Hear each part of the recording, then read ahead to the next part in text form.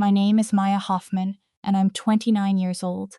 7 days before my wedding, the venue coordinator called me at work and said, "I'm so sorry to hear about the cancellation.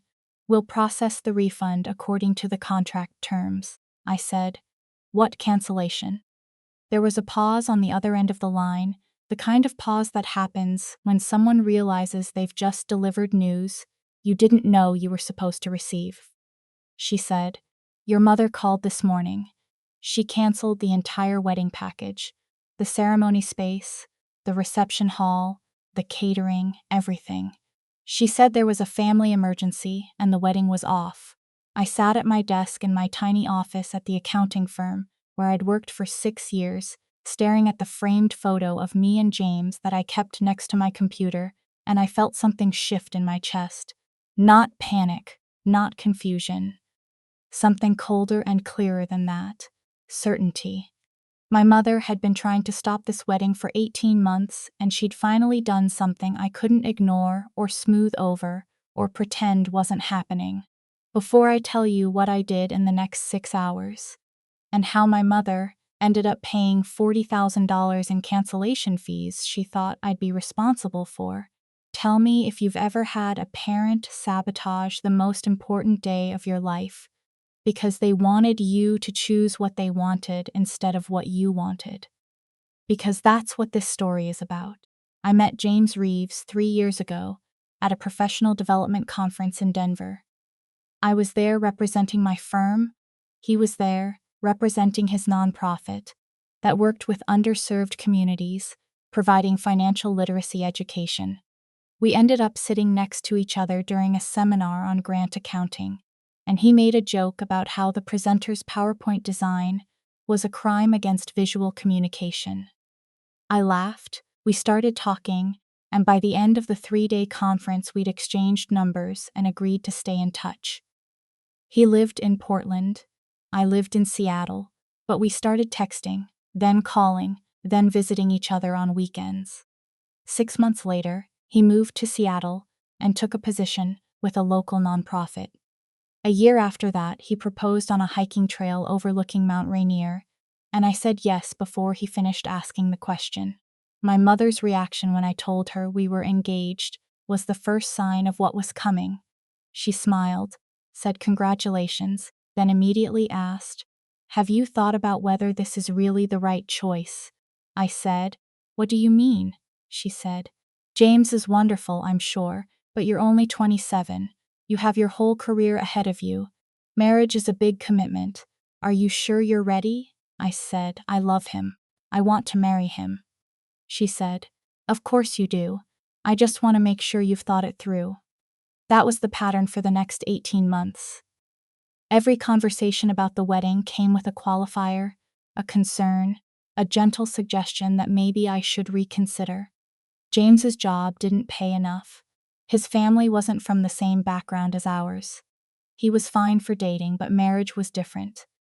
Marriage was permanent. Was I sure this was what I wanted? My mother's name is Diane Hoffman. She's 56 years old, and she spent my entire life trying to orchestrate my choices. Where I went to college, what I studied, what jobs I took, where I lived, who I dated. She never said it was control. She called it guidance. She called it caring about my future. She called it wanting the best for me. And for most of my life, I'd listened because it was easier than fighting. And because some part of me believed that maybe she did know better, that maybe her experience and her perspective gave her insight I didn't have yet. I went to the college she preferred. I majored in accounting because she said it was practical. I took the job at the firm she recommended. I dated the men she approved of, which usually meant men from families she knew, men with the right education and the right career trajectory and the right last names. And then I met James, who was none of those things, and for the first time in my life I chose something she didn't want me to choose. James came from a working-class family in rural Oregon. His father was a mechanic, his mother was a teacher's aide. He'd gone to state school on scholarships and worked 2 jobs to graduate without debt. He didn't have family money, or connections, or a trust fund. He worked in non-nonprofit because he actually cared about helping people, not because it looked good on a resume. He was kind and funny and smart, and he treated me like an equal partner, not a project to manage. And my mother hated it, not openly. She never said, "I don't want you to marry James." She said things like, "Are you sure he's ambitious enough for you? And what happens if you want children and he can't provide financially? And I just worry that you're settling because you're afraid you won't find someone better." I told her repeatedly that I loved James, that we were compatible, that his career choices were his own, and I supported them. She nodded and said she understood, and then brought it up again the next time we talked. When we started planning the wedding, my mother insisted on being involved. She said she wanted to help, that planning a wedding was overwhelming and I'd need support. I said yes because I wanted to believe we could do this together, that maybe if she was part of the process, she'd accept the marriage and things would get better. That was my mistake. From the beginning, my mother tried to control everything. She didn't like the venue I wanted, said it was too casual. She didn't like the photographer I'd found, said their portfolio wasn't sophisticated enough. She didn't like the menu, the flowers, the music, the guest list. Every decision became a negotiation, and every negotiation ended with her expressing disappointment that I wasn't choosing what she would have chosen. The venue was the biggest fight. I wanted to get married at a garden estate outside Seattle called Thornfield Manor. It was beautiful, intimate, exactly what James and I envisioned. The ceremony would be outdoors under an arbor, the reception in a renovated barn with string lights and exposed beams. My mother hated it. She wanted me to book the Fairmont, the luxury hotel downtown where she'd attended society weddings for years. She said Thornfield was too rustic, too informal, that our guests would expect something more elegant. I said, "It's my wedding. James and I both love Thornfield," she said, "and I'm paying for it. I think I should have some input." That stopped me. I said, "You're paying for it?" She said, "Of course. Your father and I always plan to pay for your wedding. That's what parents do." I hadn't asked her to pay. James and I had budgeted to cover the costs ourselves, but my mother had insisted, said it was tradition, said she wanted to do this for us, and now she was using it as leverage. I told James about the conversation that night. He said, "Maybe we should just pay for it ourselves. Then she can't hold it over you." I said, "She'll be offended. She'll say we're rejecting her generosity." He said, "She's already rejecting your choices." Which is worse? I thought about it. I should have listened to him. Instead, I compromised. I told my mother we'd look at both venues and make a decision together. We toured the Fairmont first. It was beautiful in the way expensive hotels are beautiful, polished, formal, impersonal. Everything was beige and gold and crystal. The event coordinator showed us ballrooms that could hold 300 people, with floor-to-ceiling windows overlooking the city. My mother loved it. She kept saying, "This is what a real wedding looks like." We toured Thornfield the next day. The coordinator, a woman named Beth, walked us through the gardens, showed us the ceremony site under a massive oak tree, took us into the barn where previous couples had strung lights and set up long farmhouse tables. It was warm and intimate and exactly what I wanted. My mother was silent the entire tour. Afterward, she said, "Well, it's charming in its way." I knew what that meant. I chose Thornfield anyway. I told my mother I appreciated her willingness to help pay, but this was the venue James and I wanted. She said, "Fine, if that's what you really want." Her voice had that particular tone she used when she was agreeing, but also making sure I knew I'd disappointed her. Then she said, "I'll handle the contract and the deposit since I'm paying." I should have said no. I should have insisted on putting the contract in my name. But I was tired of fighting, and I wanted to believe that her paying meant she was accepting the decision, that we could move forward. The venue contract required a 50% deposit up front with the balance due 2 weeks before the wedding. Total cost $80,000. $40,000 up front, $40,000 2 weeks out. My mother paid the initial deposit in January. The wedding was scheduled for October 15th. For the next 9 months, I planned everything else: the photographer, the florist, the DJ, the invitations, the dress. My mother continued to offer opinions I didn't ask for, and criticisms I didn't want. But the venue was booked, and I thought the worst of the conflict was over. James and I sent out invitations in July. We got our marriage license in September. I had my final dress fitting the first week of October. Everything was ready, and then, on October 8th, 7 days before the wedding, I got the call from Beth at Thornfield Manor. She said, "I'm so sorry to hear about the cancellation." I said, "What cancellation?" She said, "Your mother called this morning and canceled the entire wedding package." I felt the floor drop out from under me. I said, "She did what?" Beth said, "She said there was a family emergency and the wedding needed to be canceled. She requested a refund per the contract terms." I said, "What are the contract terms?" Beth's voice got very quiet.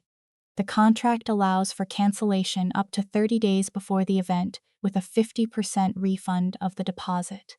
Cancellations within 30 days forfeit the entire deposit. Since you're only 7 days out, there's no refund. And because the final payment was due 2 weeks ago and hasn't been received, there's actually an outstanding balance of $40,000 plus a late fee." I tried to process what she was saying. My mother had canceled the wedding 7 days before it was supposed to happen. After I'd sent invitations to 150 people. After I'd bought a dress and booked a photographer and planned every detail for 18 months. And not only had she canceled it, but she'd put us in breach of contract. I said, "Beth, I didn't authorize this cancellation. I'm still getting married. The wedding is still happening." There was a long pause. "I'm so sorry," Beth said, "but the contract is in your mother's name. She's the client on record. Legally, she has the authority to cancel." I said, "Can I reinstate it? Can I put it back in place?" She said, "The date is only 7 days away. We've already turned away other inquiries for that weekend. If you want to reinstate, you'd need to pay the full outstanding balance immediately, plus a reinstatement fee. That's $40,000 for the balance, plus a $10,000 fee for the disruption, plus the original $40,000 deposit that was forfeited. $90,000 total." I couldn't breathe. I said, "And if I don't reinstate?" She said, "Then the cancellation stands, and your mother is legally responsible for the $40,000 deposit that was forfeited, plus the $40,000 balance that's outstanding, minus any costs we're able to mitigate by booking another event. But given that it's 7 days out, mitigation is unlikely. She'll probably owe the full $80,000. I said, "Let me call you back." I sat in my office for 10 minutes trying to calm down enough to think clearly. Then I called my mother. She answered on the second ring.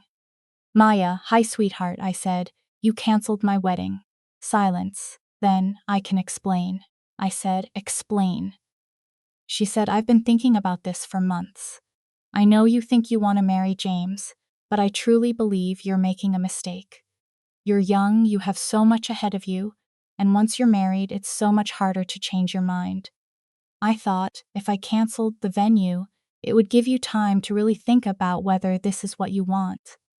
I said, very slowly, "You canceled my wedding 7 days before it was supposed to happen because you think I'm making a mistake." She said, "I know you're upset right now, but in a few months you'll understand. I'm doing this because I love you." I said, "The venue says you owe $80,000 in cancellation fees." She laughed. It was a short, surprised laugh. "That's not possible. I paid a deposit. They'll refund it minus a cancellation fee." "That's how these things work," I said. "Not when you cancel 7 days before the event. The contract you signed forfeits the deposit, and you never paid the final balance, so that's due too, plus late fees." The laugh stopped. "I'm not paying $80,000. I said, "The contract is in your name. You're legally responsible." She said, "Maya, don't be ridiculous. You'll call them back and work it out. Tell them it was a misunderstanding. Reinstate the wedding if you're so determined to go through with this, and I'll help you pay the difference." I said, I don't want your help. I want you to take responsibility for what you just did. She said, I did what I had to do to protect you. I said, you sabotaged my wedding because you can't accept that I'm making my own choices. She said, I'm your mother. It's my job to guide you. I said, it's not your job to control me. There was silence on the line. Then my mother said, in a voice I'd never heard her use before, cold and flat, if you go through with this wedding, if you marry James after everything I've said, you're on your own. I won't support this. I won't be there. And I won't pay a cent toward fixing this mess. I said, good. Then you can pay the venue directly. I hung up. My hands were shaking. I called James. He was at work, but he answered immediately. Hey, what's up? I said my mother canceled the wedding. I heard him take a breath. She did what?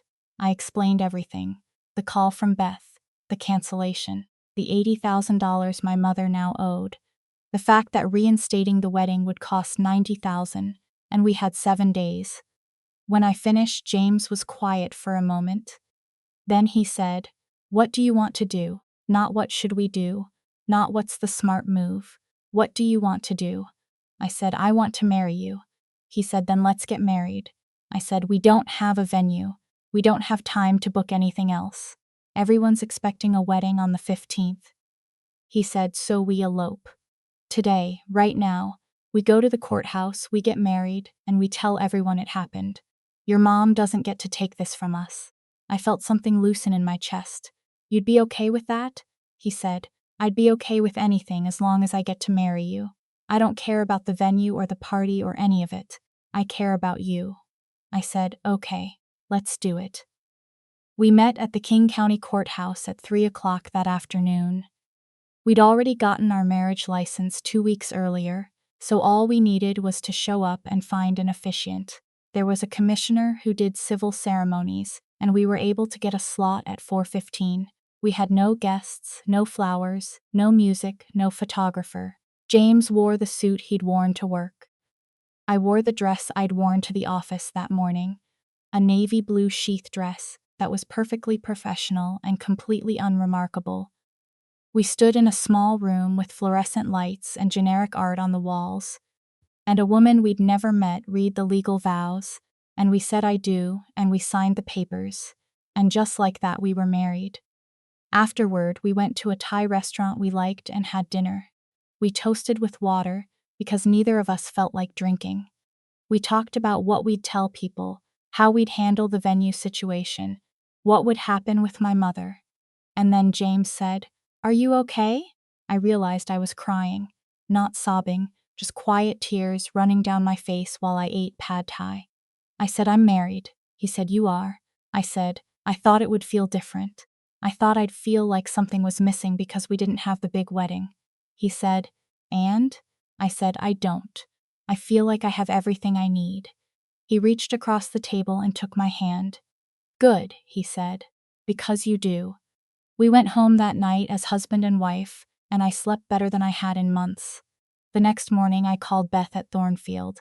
I said, "I'm not reinstating the wedding. The cancellation stands," she said. "I'm so sorry this happened. For what it's worth, I think your mother made a terrible choice."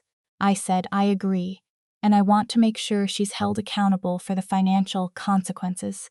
Beth said, "The contract is clear. She owes $80,000. We've already sent a demand letter to the address on file." I said, "Good. If she doesn't pay, I hope you pursue collections." Beth said, "We will. I'm sorry you didn't get the wedding you planned." I said, "Actually, I got married yesterday, at the courthouse, just me and my husband." There was a pause. "Congratulations," Beth said, and she sounded like she meant it. "I hope you're happy." I said, "I am." Then I started making calls to the guests. 150 people who'd received invitations, requested time off work, booked hotels, bought gifts. I called each one personally. I said, "The wedding at Thornfield has been canceled due to family circumstances. But James and I got married yesterday in a private ceremony. We're so sorry for any inconvenience, and we appreciate your understanding." Most people were surprised but kind. A few were confused. My Aunt Linda asked, "What family circumstances?" I said, "My mother canceled the venue without my permission." There was a long silence. "Oh, Maya," she said. "I'm so sorry." I said, "It's okay, we're married. That's what matters." She said, "What's Diane saying about this?" I said, "I haven't talked to her since it happened." Linda said, "She's telling people you had a breakdown and called off the wedding impulsively." I felt my jaw tighten. "That's not what happened." Linda said, "I know, but that's what she's saying." I called my mother that afternoon. She answered on the fourth ring. "Maya," I said, "I'm calling to let you know that James and I got married yesterday at the courthouse." Silence. "Then you did what?" I said. "We got married. You canceled the venue, so we eloped." She said, "You got married without me there." I said, "You said you wouldn't support the wedding and you wouldn't be there. So you got what you wanted." Her voice rose. "I said that because I thought you'd come to your senses. I thought you'd realize this was a mistake and call it off properly. I didn't think you'd run off and get married like some impulsive teenager." I said, "I'm 29 years old. I don't need your permission." She said, "You needed my venue, apparently." I said, "I needed a venue. You made sure I didn't have the one I wanted. So I made a different choice." She said, "This is humiliating. What am I supposed to tell people?" I said, "Tell them the truth. You canceled my wedding and I got married anyway." She said, "I canceled it for your own good." I said, "No. You canceled it because you wanted to control my life, and you couldn't accept that I was making a choice you didn't approve of." She said, "I'm your mother. I know what's best for you." I said, "You don't. You never did. You just know what you want for me, and you've spent my entire life trying to force me into the shape you decided I should be." She said, "How dare you speak to me like this?" I said, "How dare you sabotage my wedding?" There was a long pause. "The venue is demanding $80,000, she said. "I'm not paying it." I said, "You signed the contract. You're legally obligated." She said, "I expect you to handle this. You're the one who insisted on that ridiculous venue in the first place." I said, "I'm not handling anything. You made this mess. You fix it." She said, "Maya, if you don't help me with this, there will be consequences." I said, "What consequences? You already disowned me. You already missed my wedding. What else can you do?" She didn't have an answer. I said, "Goodbye, Mom," and hung up. 2 weeks later, I got a call from a lawyer named Marcus Chen. He said, "I represent Thornfield Manor. I'm calling regarding the outstanding balance on the wedding contract signed by Diane Hoffman." I said, "I'm aware of the situation." He said, "Miss Hoffman has refused to pay the amount owed. We've sent multiple demand letters. She's claiming the charges are fraudulent and that you're responsible for the debt." I said, "The contract is in her name. She made the cancellation. I have no legal obligation." He said, "That's correct. However, Miss Hoffman is saying you coerced her into signing the contract and that she was acting under duress." I almost laughed. "That's not true." He said, "I didn't think so. We're prepared to file a lawsuit to recover the debt. I wanted to give you a courtesy call in case you had any information that might be relevant." I said, "I have emails from my mother discussing the venue contract and the payment. I can send them to you." He said, "That would be helpful." I forwarded him everything. Emails where my mother insisted on paying. Emails where she confirmed she'd signed the contract. Emails where she talked about the wedding plans and the costs. 3 weeks later, Marcus called back. "We've filed suit against Diane Hoffman for breach of contract," he said. "The amount owed is $80,000 plus interest and legal fees. We're also requesting a judgment to garnish wages as if she doesn't pay voluntarily." I said, "What are the chances she'll pay?" He said, "She'll pay. It's just a question of whether she does it voluntarily or whether the court forces her to do it." My mother called me the day she was served with the lawsuit. She was furious. "You gave them my emails," she said. "You helped them sue me." I said, "You helped yourself to this situation when you canceled my wedding." She said, "I'm your mother. You're supposed to be on my side." I said, "You weren't on my side when you sabotaged the most important day of my life." She said, "This is going to ruin me financially. $80,000 plus legal fees." "Do you understand what that means?" I said, "Yes. It means you're paying for the consequences of your choices." She said, "I did this because I love you." I said, "No. You did this because you love control, and now you're learning that control has a price." She started crying. "I can't believe you're doing this to me." I said, "I'm not doing anything to you. Thornfield Manor is suing you because you breached a contract. That's between you and them." She said, "You could make this go away. You could talk to them. You could tell them it was a misunderstanding." I said, "It wasn't a misunderstanding. You knew exactly what you were doing," she said. "Fine. Then I hope you're happy with your choice." I said, "I am. I married the man I love, and I don't have to spend the rest of my life wondering if my mother will sabotage every decision I make. So yes, I'm happy." I hung up. She called back 6 times. I didn't answer. The lawsuit took 4 months to resolve. My mother tried to fight it. She hired a lawyer who argued that the contract was unconscionable, that the cancellation fees were excessive, that Thornfield should have been able to mitigate damages by booking another event. The judge didn't agree. The contract was standard for the industry. My mother had signed it voluntarily. She'd made the cancellation knowing the financial consequences. Thornfield had made reasonable efforts to book the date, but hadn't been successful on such short notice. The judgment was for $78,000. The $80,000 owed, minus a small mitigation credit for a consultation they'd booked on the same day, plus interest, plus $15,000 in legal fees. Total, $93,000. My mother didn't have that kind of cash available. The court ordered wage garnishment, 15% of her salary until the debt was paid in full.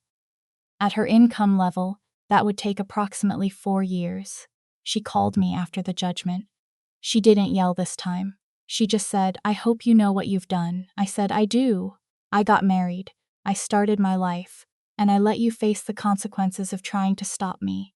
She said, "I'll never forgive you for this." I said, "I'm okay with that." She hung up. We haven't spoken since.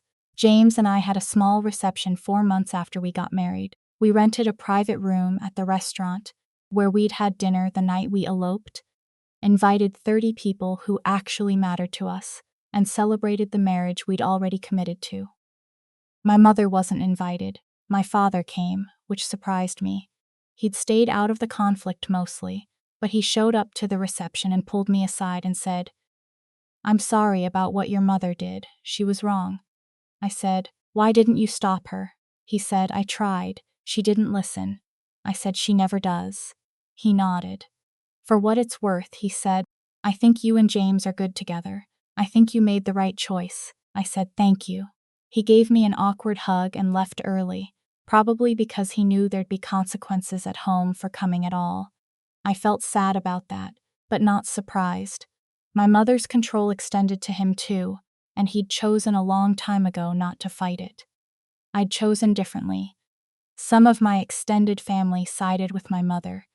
They said I was heartless for not helping her with the lawsuit, that family should support family, that I should have been more understanding of her concerns. I stopped talking to those people. The family members who mattered, who knew the full story, stayed in touch. My Aunt Linda sent me a card that said, "Congratulations on your marriage and your freedom. Both are worth celebrating." She was right. A year after the wedding that didn't happen, James and I bought a house. Small, 3 bedrooms, good neighborhood, exactly what we could afford on our combined nonprofit and accounting salaries. We planted a garden in the backyard. We adopted a dog from the shelter, a mutt named Biscuit, who was afraid of everything and loved everyone. We built a life that was ours, with no one else's input or approval required. I thought about my mother sometimes, wondered if she regretted what she'd done, wondered if she understood yet that trying to control someone else's life only guaranteed you'd lose them. I didn't reach out to ask. I'd spent 29 years trying to make her happy, trying to be what she wanted me to be, and it had never been enough. Marrying James was the first time I'd chosen my own happiness over her approval, and it was the best decision I'd ever made. The wedding I'd planned for 18 months never happened. The venue, the flowers, the carefully curated playlist, the seating chart I'd agonized over, all of it disappeared. And it turned out none of it mattered. What mattered was standing in a courthouse in a navy dress I'd worn to work, holding hands with the person I loved, and saying yes to a life we'd build together. Everything else was just decoration. 2 years after the elopement, I got a letter in the mail. It was from my mother. No return address, but I recognized the handwriting. Inside was a single page. Maya, I'm writing because your father thinks I should reach out. I still believe you made a mistake marrying James. I still think you could have done better, but I accept that it's your life and your choice. If you want to have a relationship, I'm willing to try. If you don't, I understand. Either way, I want you to know that I never intended to hurt you. I thought I was protecting you. I know you don't believe that, but it's true. I hope you're happy, Mom. I read it 3 times. James asked if I was going to respond. I said, I don't know. He said, what do you want? I thought about it. What I wanted was an apology that acknowledged what she'd actually done wrong, not a justification wrapped in false concern. What I wanted was accountability, a recognition that canceling my wedding wasn't protection, it was sabotage. What I wanted was a mother who could accept me as I was, instead of trying to reshape me into who she thought I should be. The letter didn't offer any of that. It offered a conditional relationship, where she still believed she'd been right and I'd been wrong, but she was graciously willing to tolerate my mistake. I put the letter in a drawer and didn't respond. Maybe someday I would. Maybe someday she'd actually understand what she'd done and why it had cost her a relationship with her daughter. But that day wasn't today, and I wasn't going to set myself on fire to keep her warm anymore. 3 years after our courthouse wedding, James and I celebrated our anniversary at the same Thai restaurant where we'd had dinner the night we got married. We ordered the same dishes, sat at the same table if we could get it, toasted with water the same way we had that first night. It had become our tradition, our way of honoring the choice we'd made to marry each other on our terms, without permission, without a venue, without anything but commitment and love. People sometimes asked if I regretted not having a big wedding. I always said no. The truth was more complicated than that. I regretted that my mother had tried to control me. I regretted that she'd sabotaged something that mattered to me. I regretted that our relationship had fractured in a way that might never fully heal. But I didn't regret getting married in a courthouse with no guests and no flowers and no fanfare. I didn't regret choosing my own life over her approval. And I definitely didn't regret letting her pay $40,000 in cant